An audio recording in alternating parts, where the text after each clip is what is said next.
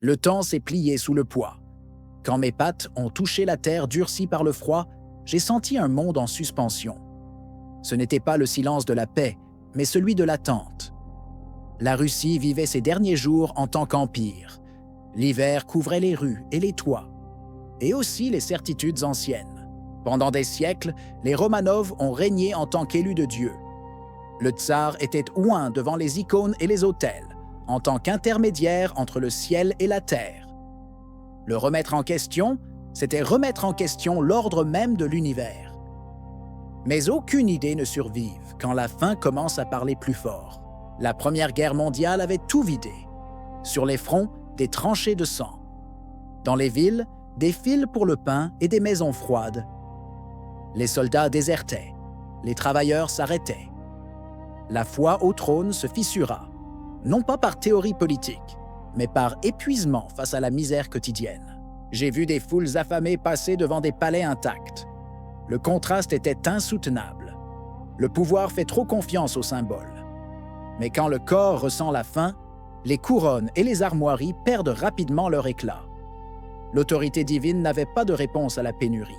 Nicolas II n'était pas un monstre. C'était un homme hors de son temps. Il faisait confiance à la tradition, à la continuité, à la protection divine. Mais gouverner exige l'adaptation, et la Russie changeait trop vite pour un empereur piégé au siècle précédent. Là, j'ai compris que je ne serais pas simplement témoin de la fin d'une famille. Je serais témoin de la mort d'une idée, que le pouvoir naît du divin, qu'il est intouchable et au-dessus du jugement humain.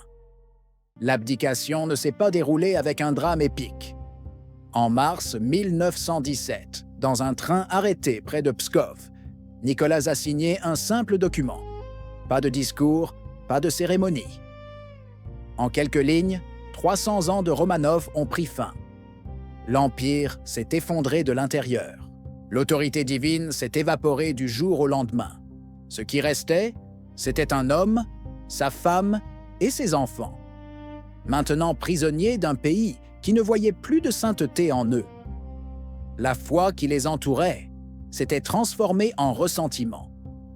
Le sacré était devenu oppressif. La famille a été poussée de résidence en résidence, de plus en plus isolée. Les gardes changeaient, les ordres se modifiaient. Le nouveau pouvoir ne savait pas quoi en faire. Les tuer était risqué. Les libérer, impossible. Les maintenir en vie, un danger constant. J'ai vu Alexandra, la tsarine, s'accrocher à la foi.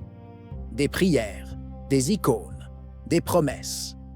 Pour elle, tout était une épreuve divine. Pour le nouveau régime, ce n'était qu'un problème politique qui devait disparaître de l'attention publique. Les enfants ne comprenaient rien. Tout ce qu'ils voyaient, c'était une vie qui rétrécissait. Moins d'espace, moins de liberté, plus de regards vigilants. Leur enfance a été engloutie par des décisions prises bien loin de toute chambre gardée. Pendant ce temps, la Russie se déchira dans une guerre civile. Des armées surgissaient, les fronts se rapprochaient. Et au milieu de cet échiquier, l'ancienne famille impériale devint un symbole trop dangereux pour continuer à exister. Ekaterinbourg était le lieu idéal pour faire disparaître quelqu'un. Éloigné, industriel, sous contrôle bolchevique. La maison Ipatiev, la maison à usage spécial, devint une prison. Des murs hauts, des fenêtres scellées, une surveillance constante. La pompe avait disparu, seul le confinement restait. Nicolas tenait des journaux intimes. Il notait les promenades courtes, les lectures, les prières, l'heure du jour. C'était une façon de conserver un peu de normalité, tandis que tout le reste s'écroulait. Écrire était son dernier geste de contrôle. Les gardes oscillaient entre la grossièreté et l'indifférence. Peu de dévouement, peu de haine. Pour la plupart, cette famille n'était ni sainte ni diabolique. C'était un problème administratif en pleine guerre. Le front contre-révolutionnaire avançait. Si les Romanov étaient libérés, ils pourraient devenir une bannière vivante contre les bolcheviks. S'ils étaient tués, ce risque disparaîtrait. L'équation était simple et brutale. Le temps s'accéléra. Quand les révolutions se sentent menacées, les décisions extrêmes apparaissent rapidement. La discussion cessa d'être morale et devint une question de survie du nouveau régime. En pratique, la condamnation existait déjà. Il ne restait plus qu'à choisir la nuit où elle cesserait d'être une idée pour devenir action. Dans la nuit du 16 au 17 juillet 1918, l'ordre arriva. Pas de discours, pas de proclamation. La famille descendrait au sous-sol de la maison Ipatiev, soi-disant pour des raisons de sécurité. Cela semblait routinier. C'était la fin. Le sous-sol était étroit, étouffant, mal éclairé. Rien de trône, rien d'icône. Seulement des murs nus et un sol dur. Un endroit créé pour contenir, non pour couronner. Là, l'ancien ouin serait traité comme n'importe quelle cible. Quand les coups de feu ont commencé, il n'y a eu aucun procès, aucune dernière parole. Seulement des tirs désordonnés, des échos dans les murs étroits, des cris et des ordres confus. L'autorité divine est morte là, au bruit sec des armes, loin des autels et des processions. Les bijoux cousus dans les vêtements ont dévié les balles et prolongé l'horreur. Il a fallu utiliser aussi des baïonnettes. Rien dans cette scène ne ressemblait à la justice propre. Cela ressemblait à la peur, à la hâte et à la volonté d'effacer un symbole une fois pour toutes. Puis vint le silence fonctionnel. Les cadavres ont été emportés à la hâte, les marques couvertes comme si rien ne s'était passé. Le problème immédiat était résolu. L'écho de l'acte? Non. La dynastie Romanov s'est terminée là, dans le sang et l'idée. Le mythe du pouvoir oint de Dieu a été mis fin de la manière la plus directe possible. Un peloton nerveux dans un sous-sol improvisé. La nouvelle n'est pas apparue comme une annonce officielle solennelle. Elle est venue en rumeur, en notes vagues, en versions contradictoires. Le régime a évité les détails. Le silence n'était pas du respect. C'était une stratégie. Éviter les martyrs, éviter le scandale, éviter de donner à l'ancien trône un dernier acte de grandeur. Quand le monde a compris ce qui s'était passé, le choc a été immense. Ce n'était pas seulement la mort d'un tsar, c'était le message. Si Memel Ouint pouvait être exécuté en secret, aucun trône n'était sûr. Le XXe siècle avancerait sous cette ombre.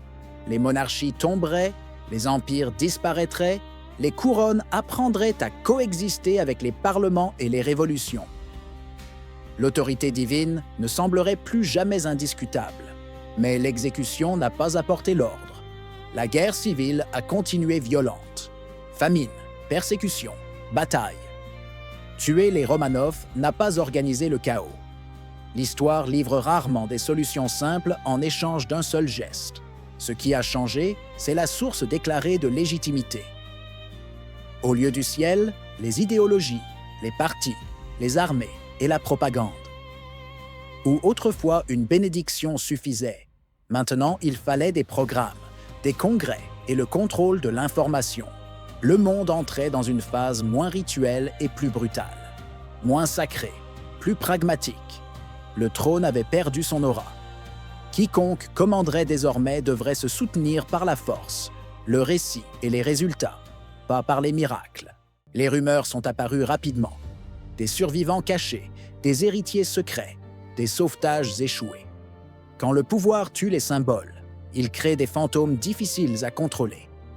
Le vide laissé par une figure ouinte reste rarement vide. Ces mythes ne sont pas nés de la naïveté. Ils sont nés du refus d'accepter que le sacré puisse disparaître comme n'importe quel ennemi politique. Il était plus facile de croire à une grande duchesse perdue que de faire face à ce qui s'était réellement passé. Pendant des décennies, des imposteurs ont émergé en revendiquant des identités Romanov. Des femmes affirmant être des filles qui s'étaient échappées. Des hommes prétendant être des héritiers miraculeux. Tous remplissant le vide symbolique laissé par la chute de l'autorité consacrée. L'absence d'un corps public, de funérailles, de rituel final à alimenter ces récits.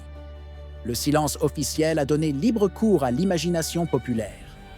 Quand l'État cache trop, la société invente ce qui manque. Le pouvoir moderne a appris là que contrôler le récit est aussi important que contrôler les armes. Il ne suffit pas d'agir. Vous devez raconter l'histoire avant que d'autres ne le fassent. Chaque lacune devient une invitation aux fantômes politiques.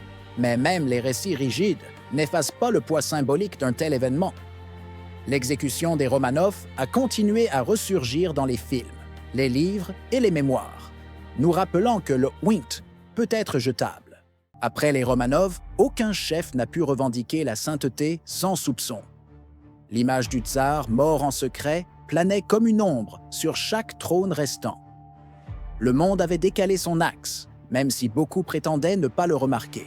Le pouvoir est devenu terrestre, négociable, contestable. Non par choix généreux, mais par nécessité. La politique, et non plus l'autel, commença à justifier le commandement. Parlement, partis, plébiscites et baïonnettes concurrencèrent pour la place des couronnes et de l'encens. Les idéologies ont occupé la place des couronnes. Là où autrefois était promise la salvation éternelle, commença à être promise la rédemption terrestre et les paradis terrestres. Mais le mécanisme de contrôle restait, la loyauté en échange de la sécurité et du sens. Le XXe siècle serait marqué par des leaders promettant la rédemption séculière, avec la même conviction que les anciens rois divins. Les cultes de la personnalité, les défilés, les drapeaux remplacèrent les icônes et les reliques. Les prières devinrent des slogans. La différence était esthétique. Au lieu de couronnes, des drapeaux. Au lieu de chair, des estrades. Au lieu de bénédictions, des discours. La logique interne restait. Centraliser la décision, exiger l'obéissance, se déclarer indispensable. J'observais, sachant que l'autorité divine était morte cette aube. Mais la soif humaine d'autorité absolue restait bien vivante, simplement en attente de nouveaux symboles à revêtir. Je suis sorti d'Ekaterinbourg avec la sensation d'avoir été témoin de quelque chose qui ne s'achève pas au moment où cela se produit. L'exécution des Romanov n'a pas pris fin cette nuit-là. Elle a continué à résonner à travers le siècle à venir, façonnant les peurs et les discours du pouvoir qui se répètent encore aujourd'hui. La neige continuait de tomber, couvrant les rues et les traces récentes, comme si le monde tentait d'effacer les preuves. La nature ne réagit pas à la chute des empires, elle continue simplement. Et cette indifférence est le rappel le plus cruel que nul pouvoir humain n'occupe une place centrale dans le flux du temps. Le monde ne s'est pas arrêté cette aube, mais quelque chose a changé irréversiblement. Après ce moment, gouverner ne signifierait plus la même chose. L'idée du pouvoir absolu, oint et intouchable avait été brisée, même si beaucoup refusaient de l'admettre. L'autorité divine a officiellement disparu, mais le désir humain de contrôle total est resté intact. Elle a simplement changé de discours, de symbole et de justification. Où autrefois il y avait des couronnes et des prières, émergeraient des idéologies, des partis et des promesses d'avenir absolu. Le mécanisme interne restait le même. Seul le langage a changé d'uniforme. L'histoire n'apprend pas de ses propres registres. Elle les accumule simplement. Chaque génération croit être différente, plus consciente, plus préparée. Mais elle répète les mêmes cycles quand elle s'accroche à la certitude que sa forme de pouvoir est définitive, moralement supérieure ou immunisée contre l'effondrement qui a détruit toutes les précédentes. J'observe parce que ce souvenir est sous la seule forme de résistance que le temps permet. Non pas pour prévenir la répétition, cela se produit rarement, mais pour reconnaître les signes quand ils émergent à nouveau. Toute certitude absolue se termine de la même façon, et le silence qui reste après est toujours plus fort que n'importe quel discours. Si vous voulez continuer à voyager avec moi à travers les moments où le monde a changé d'axe, laissez votre like, abonnez-vous à la chaîne et activez les notifications. Le temps garde des histoires que beaucoup préfèrent oublier, mais qui reviennent toujours avec de nouveaux drapeaux et de nouvelles promesses. Je serai là pour les observer avec vous. Jusqu'au prochain épisode.